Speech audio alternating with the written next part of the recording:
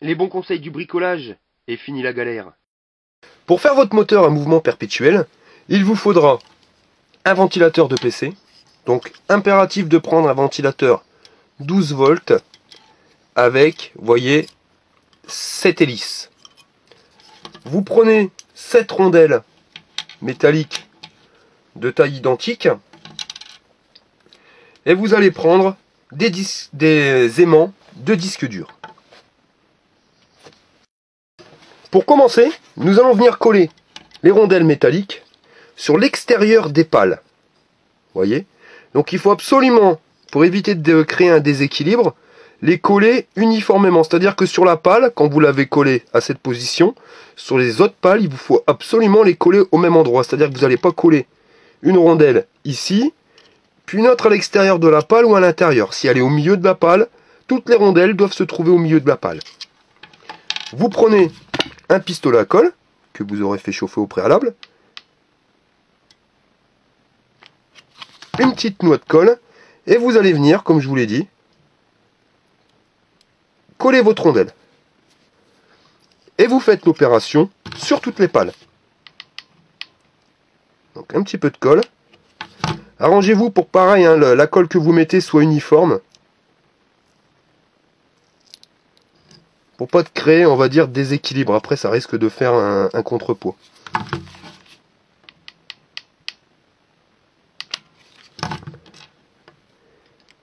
Et vous répétez l'opération sur toutes les pales. Voilà, donc les rondelles métalliques ont été collées, comme vous pouvez le voir. Maintenant, nous allons coller les aimants. Alors sur les aimants, il est impératif, donc c'est de récupérer des aimants de disque dur. Pourquoi? Parce que vous avez la même magnétisation. D'en récupérer donc 3 entiers et un quatrième que vous auriez coupé en deux. Vous voyez? Coupé en deux. Donc vous allez prendre le premier des plus gros aimants et vous allez venir le coller sur un coin. Vous voyez? Donc il faut absolument pas qu'il touche les hélices, mais qu'il soit assez près pour attirer le champ magnétique. Donc vous allez venir mettre votre colle et appliquer votre premier aimant comme ceci sur le ventilateur. Donc veillez bien à ce que ça ne touche pas. Hein. Vous voyez, on commence déjà à voir le mouvement. Ensuite, comme vous pouvez l'observer, c'est pour ça qu'il est impératif d'avoir des ventilateurs à 7 pales, vous allez voir que les pales sont décalées par rapport au coin. Et bien ça va nous servir. Vous allez reprendre un deuxième aimant complet. Vous allez combler de colle dans le deuxième coin. Et vous allez poser votre aimant à l'identique. Vous voyez, on fait juste dépasser un petit peu.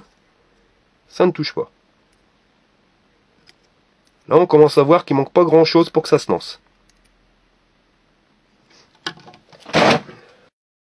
Donc les deux aimants sont collés, nous allons coller le troisième.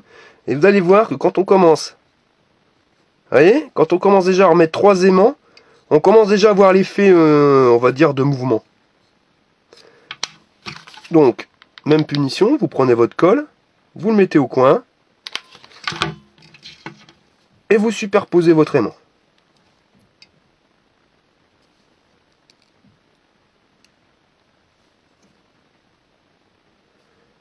Voilà. Il ne nous restera plus qu'à mettre le dernier aimant. Alors le dernier, c'est le plus délicat à positionner. Je vais vous faire voir. Donc le plus délicat des aimants, ça va être le quatrième, donc le demi-aimant. Pourquoi demi? Pour qu'il y ait un champ magnétique qui soit inférieur aux autres. Parce que si vous avez un champ magnétique qui va être identique sur les 4 coins, au bout d'un moment, votre moteur va s'arrêter.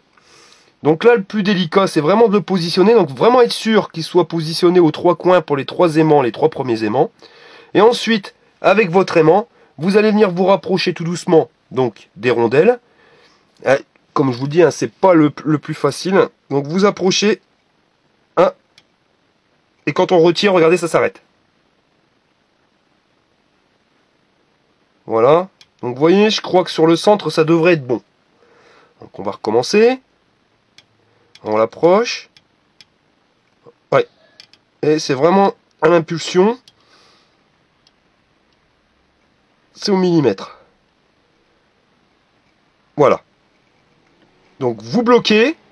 Quand vous voyez que votre moteur commence à tourner, vous savez que l'aimant, vous devez le mettre là. Donc vous allez retirer l'aimant et vous voyez que dès que vous retirez l'aimant,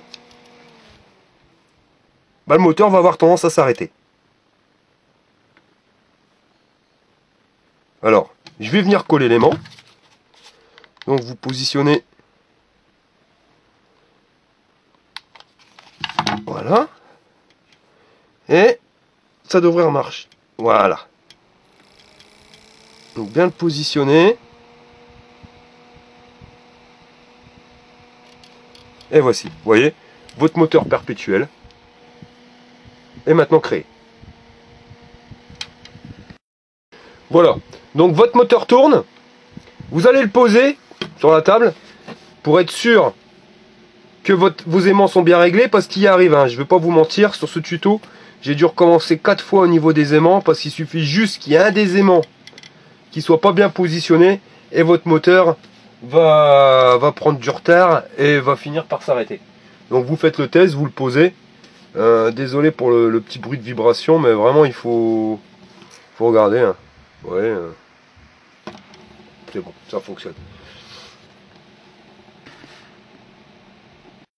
Donc une fois que vous avez calé les aimants sur votre ventilateur, il vous restera plus qu'à exploiter, on va dire, le courant qui sort de la fiche. Parce que c'est l'effet inverse, c'est-à-dire que si votre moteur tourne, bah, il crée du courant, il devient un générateur. Un moteur où vous injectez du courant, il tourne, c'est un moteur. Quand ce moteur tourne, mais qu'il n'a pas de courant, c'est lui qui va créer son propre champ magnétique et qui va créer le courant. Il devient générateur. Donc pour convertir en 220, parce que n'oubliez pas que on a utilisé un transformateur de 12 volts, enfin un moteur de 12 volts, il va nous falloir un transformateur de 12 volts. À savoir, comme il y a des pertes, moi je préfère utiliser, donc je sais pas si vous voyez hein, sur la vidéo, c'est un transformateur 9 volts, mais impératif, un assez puissant, donc là vous voyez 12 volts ampères, ce qui quand même permet d'avoir une bonne patate. Et en alternatif, c'est impératif. Avant toute chose, avant de le raccorder, là vous avez la prise 220. Donc logiquement vous mettez la prise 220 dans votre réseau, donc dans votre prise électrique, et vous allez convertir du 220 volts en 12 volts de sortie. Enfin, là en l'occurrence 9 volts. Là on va faire l'inverse, c'est-à-dire qu'on va injecter du 12 volts dans le secondaire du transfo, et donc en primaire il va nous sortir tout simplement du 220. Donc avant toute chose, le primaire qui ici va devenir le secondaire, vous allez le couper. Vous coupez le fil. Voilà. Vous allez le dénuder. Faites impérativement ça avant de raccorder votre transformateur. Sinon vous allez vous prendre une châtaigne, il va être sous tension, vous allez vous prendre du 220. Hein. Vous prenez, vous dénudez les fils. Et vous allez venir y raccorder une simple multiprise, une triplette, hein, ce que vous voulez. Ça sera les prises qui vous desserviront du 220. Pour éviter de prendre une châtaigne, vous voyez, vous allez venir visser les dominos directement sur la multiprise, ce qui nous permettra d'isoler le système.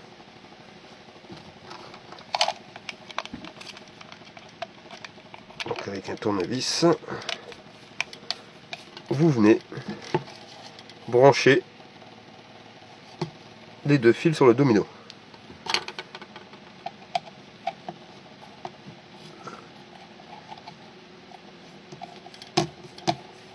Nous allons nous occuper du primaire. Donc vous allez prendre la sortie, vous allez couper le fil, venir le dénuder.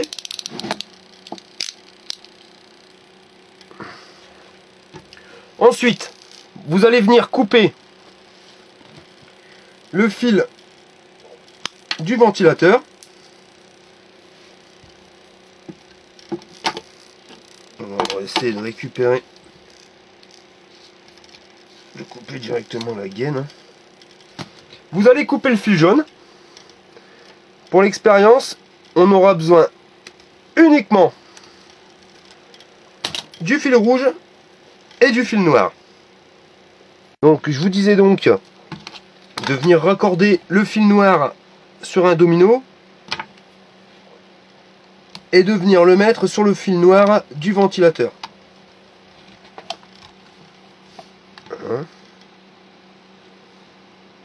Par contre, n'oubliez pas, il est vraiment impératif d'avoir branché à la sortie du 220 un domino avec votre multiprise. Si vous n'avez qu'un appareil à raccorder, genre une seule ampoule, un seul circuit éclairage, vous n'êtes pas obligé de mettre la multiprise. Là, c'est vraiment pour la démonstration. Quand vous voyez le prix de l'électricité, c'est quand même de sacrées économies. Vous voyez? Donc là, vous avez le transfo. Et là, dans la logique, vous devez avoir 220 volts directement à l'intérieur de votre prise.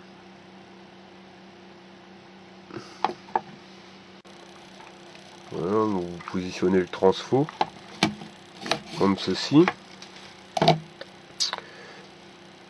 Et nous allons faire le test. Donc nous allons maintenant passer au test de notre machine. Alors, vous allez le voir, nous allons brancher une première ampoule. Donc ampoule que voici. Nous branchons directement donc le fil sur la prise. Voilà. La première ampoule fonctionne. Nous allons raccorder une deuxième ampoule.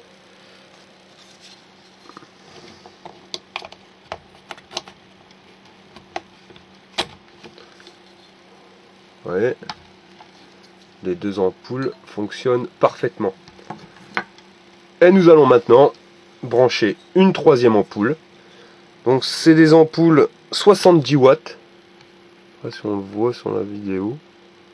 Mais 70 watts. Donc vous voyez 70, 140, cela c'est pas énorme. Bon, je vous dis on peut faire facilement 1000 watts. Mais oubliez tout ce qui va être appareillage électronique. Là l'électronique, vous risquez d'avoir des soucis.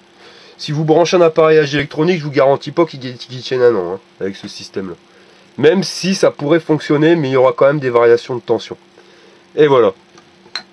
Nous venons de raccorder 3 ampoules. Vous voyez, très simplement. Aucune triche, aucune. 3 ampoules fonctionnent sur notre système.